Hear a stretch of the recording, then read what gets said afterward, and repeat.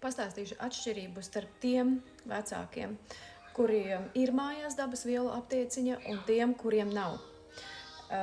Es esmu bijusi abās pusēs. Sākumā es neko nezināju par dabas vielām, bet jau vairāk kā 4 gadus mūsu ģimenē mēs lietojam praktiski tikai dabas vielas. Mēs ļoti labi iztiekam, mums nav vajadzība pēc aptieku medikamentiem. Tātad, kāda ir galvenā atšķirība? Tie, kuri cilvēki nav savā dzīvē ieviesuši dabas vielas, tad, kad bērns saslimst, pašas pirmās pazīmes, viņi nogaida, jo viņi nezin, kā izvērtīsies slimība.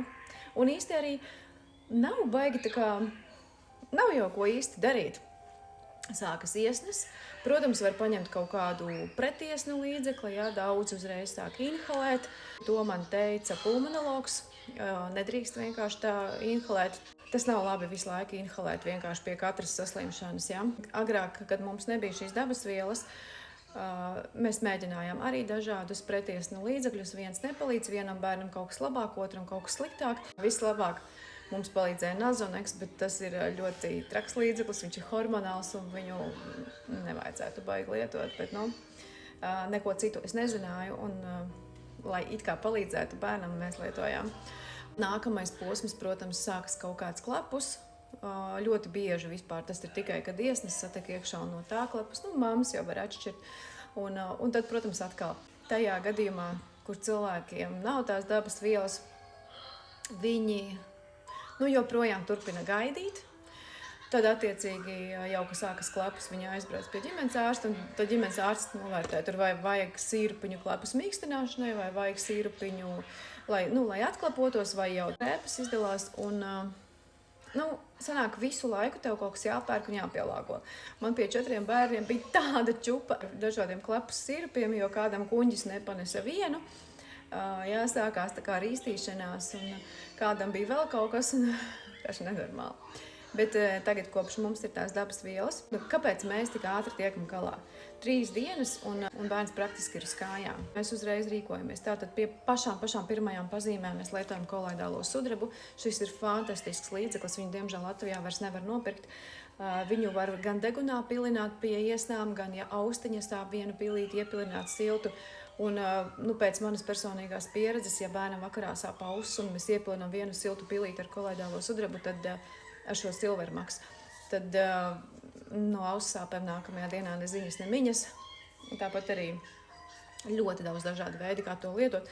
Šitas ir, es nezinu, kā mēs varētu izdzīvot augsto sezonu bez silvermaks, jo viņš iznīcina līdz 650 vīrusu veidus, iedomājieties. Dabas vielām nav blaknes, un viņas darbojās ar cēloņiem, nevis ar simptomiem. Viņi nenoņem simptomus, bet reāli, šis ir vienkārši mums. Pie pirmajām pazīmēm es profilaktiski sāku dot tās pašas dabas vielas, kas bērniņam ir attīrīšanās programmā. Tas ir melnais rieksts, tur ir ļoti daudz C vitamīns iekšā, un arī dabas antibiotiķis skudru koka miza. Un, protams, es papildus vēl dodu C vitamīnu vai pirmpienu, jo tas ļoti forši stiprina imunitāti. Un, protams, D vitamīns, mums ir tāds pūšamā formā, viņš ir ļoti ērts. Tur ir jāskatās, cik jums ir nozīmētas vienības. Te ir 2 veidi. Mazākiem bērniņiem ir 400 vienības vienā tajā pūtienā.